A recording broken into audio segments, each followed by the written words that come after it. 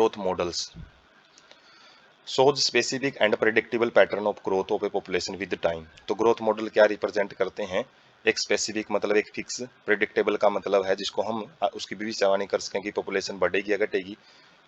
तो उस पैटर्न को बताता है किसी भी पॉपुलेशन के ग्रोथ को टाइम के अनुसार, टाइम बढ़ते हुए टाइम के अनुसार। तो टू टाइप के होते हैं। पहला है एक्सपोनेंशियल ग्रोथ मॉडल जिसको जे शेप्ड ग्रोथ बोलते हैं, जिसमें जो पॉपुलेशन है बहुत स्पीड से बढ़ती है।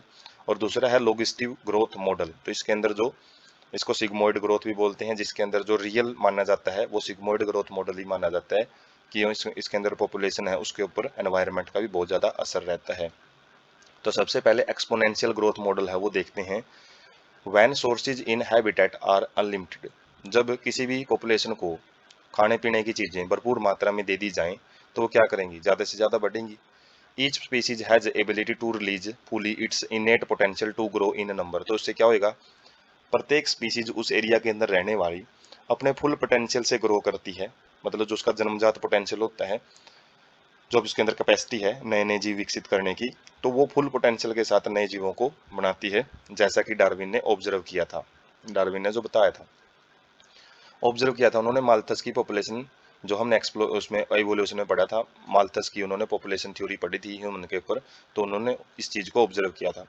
Population grows in an exponential और जियोमेट्रिक फैशन, जिसके अंदर क्या है, पॉपुलेशन एक नए इंडिविजुअल्स में ऐड होते रहते हैं, ऐड होते रहते हैं और एक स्पीड से पॉपुलेशन बढ़ती है। इक्वेशन क्या रहती है इसकी? D N by D T, क्या है ये? पॉपुलेशन डेंसिटी है, और जहाँ पे डी एन है वो चेंज इन पॉपुलेशन है, और डी टी क्या है? चेंज इन टाइम है। तो हम क्या बोल सकते हैं, जो ग्रोथ रेट है D N by D T एक ग्रोथ रेट को रिप्रेजेंट करता है। तो किसके बराबर आएगा? बर्थ में से डेथ वो माइनस हो जाएगी, और इंटू में एन का मतलब क्या है? हमारा जो पॉपुलेशन साइज है वो है। तो इसको हम अलग अलग बताएंगे। तो जो बी माइनस डी को यदि हम आर बोल लें, एक रेट बोल लें, और आर का मतलब है intrinsic rate of natural increase, मतलब नेचुरल वे में जो पॉपुलेशन है उसका रेट किस हिसाब से। इंट्रिंसिक का मतलब इंट्रिंसिक फैक्टर, बर्थ और डेथ इंट्रिंसिक फैक्टर होते हैं, इमिग्रेशन माइग्रेशन एक्सट्रिंसिक फैक्टर में आते हैं। और D N by D T, तो वहां से फार्मूला क्या बन जाता है हमारा? बी माइनस टी की जगह पे आर वर्ड यूज करें तो आर एन हो जाता है। ये शॉर्ट इक्वेशन है। तो जहाँ पे जो बी है वो बर्थ रेट है, एन पॉपुलेशन साइज है, डी क्या है? डेथ रेट है, D N by D T क्या है? इंक्रीज और डिक्रीज इन एन, एन का मतलब पॉपुलेशन, मतलब हम बोल सकते हैं ग्रोथ रेट कितना बढ़ रहा है। और आर क्या है? Intrinsic rate of natural increase, मतलब कितनी पॉपुलेशन इंक्रीज हो रही है उसको आर से रिप्रेजेंट करते हैं, बी माइनस डी के बराबर आता है। नॉर्वे रेट, तो आर की वैल्यू अलग अलग देखने को मिलती है। जैसे नॉर्वे रेट है, ये रेट की एक किस्म है जो कि आर की वैल्यू 0.015 शो करती है, जबकि फ्लोर बिटल मतलब जो आटे के अंदर छोटे छोटे कीट पाए जाते हैं उनकी जो वैल्यू होती है वो 0.12 होती है। इन 1981 1981 के अंदर R value for human population in India was 0.0205, तो ये मापी गई थी 1981 के अंदर, और ये आर वैल्यू है अब और भी ज़्यादा मिल सकती है। जे शेप्ड कर्व, ये सेकंड टाइप का है, नहीं एक्सपोनेंशियल का ये एक्सपोनेंशियल में जे शेप का कर्व बनता है जब हम इसको ग्राफ को प्लॉट करते हैं।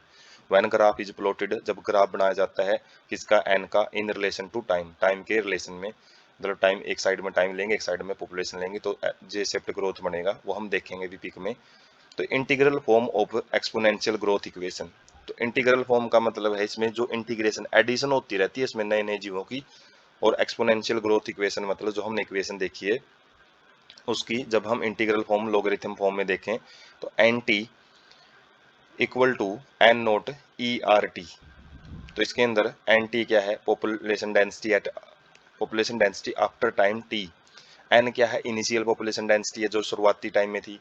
आर का मतलब वही intrinsic rate of natural increase है, और ई का मतलब क्या है? Base of natural logarithm. तो यदि हम लोगरिथम के फॉर्म में उस इक्वेशन को, एक्सपोनेंशियल ग्रोथ इक्वेशन को रिप्रेजेंट करते हैं तो उसको N T equal to N naught E R T के रूप में रिप्रेजेंट कर सकते हैं। वही इक्वेशन है, बस फॉर्म बदल चुकी है, इंटीग्रल फॉर्म है ये। तो एक नंबर में पूछ ली जाती है इक्वेशन बोर्ड एग्जाम्स के अंदर, और बाकी नीट वगैरह एग्जाम में इनके बेस पे न्यूमेरिकल्स आते हैं। Any species growing exponentially can reach enormous population densities in A short time. तो इसके अंदर क्या होता है, कोई भी स्पीसीज है वो थोड़े टाइम में ही बहुत ज़्यादा उनकी जनसंख्या है वो फैल जाती है, अपनी पॉपुलेशन डेंसिटी को थोड़े टाइम में बहुत ज़्यादा बढ़ा लेते हैं। Darwin showed how even a slow growing animal like elephant could reach enormous number in absence of check। यदि एनिमल जो एलिफेंट है, एलिफेंट को वैसे बहुत टाइम लग जाता है, इसका लाइफ स्पैन भी अच्छा खासा होता है, जो यंग वंस को प्रोड्यूस करता है, जो गेस्टेशन पीरियड होता है लगभग 2 साल का होता है इसका, तो 2 साल में ये यंग बेबी प्रोड्यूस करता है फर्टिलाइजेशन के बाद। तो फिर भी इसको यदि नहीं रोका जाए, इसके जो रिसोर्सेज है वो लिमिटेड ना किए जाएं, तो इसकी जनसंख्या है बहुत ज़्यादा हद तक ये धरती पे फैल सकता है। No population of any species in nature has exponential growth. तो ये एक्सपोनेंशियल ग्रोथ है जो हमने जो कर्व देखा है, जे शेप्ड कर्व, ये बस हम थ्योरेटिकल ही समझते हैं इसको, प्रैक्टिकली इसके कोई भी एग्जांपल नहीं मिलते हैं। जबकि जो ज़्यादातर जो ग्रोथ कर्व देखी जाती है वो लॉजिस्टिक ग्रोथ मानी जाती है। तो इसमें क्या होता है, competition between individual for limited resources. इसमें जो रिसोर्सेज है वो लिमिटेड रहेंगे, और हमको पता है नेचर में जो भी जगह है, जो भी रिसोर्सेज हैं वो लिमिटेड ही होते हैं, वो ये नहीं कि वो भी फैलते रहते हैं। और उसके अंदर क्या होएगा, कंपटीशन होएगा फिर जीवों के बीच में उसको लेने के लिए, और जो फिट होएगा इंडिविजुअल वही वहाँ पे सर्वाइव कर पाएगा और वही रिप्रोड्यूस कर सकता है। एक होती है कैरिंग कैपेसिटी। ये क्या होती है, maximum possible number in a given habitat resource can support and beyond which no further growth is possible. ये वो एक पॉसिबल नंबर होता है इंडिविजुअल्स का, जो वहाँ का एनवायरनमेंट है उनको पाल पोस सकता है। मतलब एनवायरनमेंट की भी अपनी कैपेसिटी होती है, कितने इंडिविजुअल को वहाँ पे अपना जो खाना पानी है वो प्रोवाइड कर सकता है। उसी कैपेसिटी को हम कैरिंग कैपेसिटी के से रिप्रेजेंट करते हैं। उससे ज़्यादा यदि इंडिविजुअल हो जाते हैं तो जो एनवायरनमेंट है वो हाथ खड़े कर लेता है, बोल देता है भाई इतने ज़्यादा इंडिविजुअल को मैं सर्वाइव नहीं कर पाऊंगा, जिसकी वजह से उनमें कंपटीशन है वो हो जाता है, और पॉपुलेशन है वो एक फ्लक्चुएट करती है, एक लेवल पे आके स्टेबल हो जाती है। तो इनके अंदर जो लॉजिस्टिक ग्रोथ है, इसके अंदर मेनली 4 फेज पाए जाते हैं, लैग फेज, एक्सीलरेशन, डिसेलरेशन और एसिम्पटोट फेज आती है इसमें। तो इसके अंदर जो अलग अलग फेज है, स्टार्टिंग में हम देखेंगे लैग फेज में क्या होता है, स्टार्टिंग में जो इंडिविजुअल ग्रो करना शुरू होते हैं, उसके बाद एकदम से ग्रो करते हैं, एक्सीलरेशन आती है, फिर वो कम होना शुरू हो जाते हैं, फिर एक लेवल पे आके वो फिक्स हो जाते हैं। तो इसमें क्या आ जाता है, सिम्पोइड का मतलब है जहाँ पे फिक्स आ जाती है कंडीशन। तो सिग्मोइड कर्व बनता है इसमें, और इसको हम क्या बोलते हैं, वेरहुल्स्ट लॉजिस्टिक ग्रोथ। ये 2 साइंटिस्ट हैं, इन्होंने इसको ग्रोथ कर्व को देने में मदद की थी स्टार्टिंग में, जो रिसर्च की थी, तो उसके बेस पे इनका नाम भी है। तो कई बार ये इस नाम से पूछ लिया जाता है, जो कि कंफ्यूज कर सकता है। हम सिग्मोइड या लॉजिस्टिक ग्रोथ को पढ़ के चले जाते हैं, तो ये भी ध्यान में रहना पड़ेगा, रखना पड़ेगा, नाम है जो कंफ्यूज कर सकता है एग्जाम में। A plot of N in relation to time T describe by following equation. तो एक इक्वेशन यहाँ पे जो बनेगी, जो एक इक्वेशन हमने पीछे भी देखी थी, तो यहाँ पे equation D N by D T किसके बराबर रहेगा, आर एन। तो आर एन तो वहां तक भी पढ़ा था हमने, लेकिन यहाँ पे एक्स्ट्रा क्या चीज ऐड हो जाती है, के माइनस एन बाई में के क्या है, कैरिंग कैपेसिटी है, बाकी जो R N D N by D T जो हम पहले वर्ड यूज कर चुके हैं वो वही है, के का मतलब है carrying capacity. Logistic growth model is considered a more realistic one. तो इस ग्रोथ कर्व को ज़्यादा रियलिस्टिक माना जाता है, रियल माना जाता है, ज़्यादातर जो एनिमल है इसी को शो करते हैं। Government of many countries introduced various restraint to limit population human population growth. और बहुत सारे जो सरकारें हैं वो भी ह्यूमन पॉपुलेशन को कंट्रोल करने के लिए इसी ग्रोथ मॉडल के ऊपर काम करनी है। डायग्राम से समझते हैं, जो हमने अलग अलग ग्रोथ कर्व देखे हैं।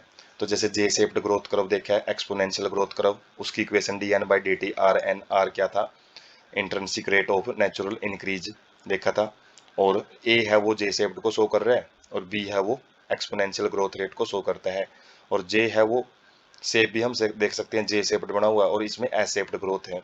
तो ये किसको शो कर रहा है, ये लॉजिस्टिक ग्रोथ कर्व को शो कर रहा है, लॉजिस्टिक फॉर्म के रूप में। और इस ग्रोथ में ये कर्व कब बनते हैं, जब हम इसको ग्राफ के ऊपर प्लॉट करते हैं, एक साइड में टाइम लेते हैं, एक साइड में पॉपुलेशन डेंसिटी है वो लेते हैं। ये के का मतलब क्या है, कैरिंग कैपेसिटी, जो कि हमने लॉजिस्टिक ग्रोथ कर्व में देखा है। और इसमें हम एक चीज देख सकते हैं, जो एस शेप्ड है, इसके अंदर स्टार्टिंग में लैग फेज आती है, कुछ टाइम तक जो पॉपुलेशन आराम आराम से इंक्रीज होती है, उसके बाद वो एकदम से बढ़नी शुरू हो जाती है, जिसको एक्सेलरेशन फेज बोलते हैं। उसके बाद वो मतलब इतनी स्पीड से बढ़ती नहीं है, वो कम होना स्टार्ट हो जाती है। जैसे यहाँ से लेकर यहाँ तक हम देख सकते हैं, इतनी स्पीड से नहीं बढ़ेगी जितनी स्पीड से पहले बढ़ रही थी, यहाँ से, और यहाँ हम एक्सेलरेशन फेज बोल सकते हैं। उसके बाद डिसेलरेशन फेज है, और लास्ट में क्या है, एक सिम्पोट का मतलब है स्टेबल हो जाती है पॉपुलेशन। तो इस चीज़ को हम ग्राफ से अच्छे ढंग से समझ सकते हैं, इनकी इक्वेशंस हैं वो ज़्यादातर न्यूमेरिकल पोर्शन में काम आती हैं।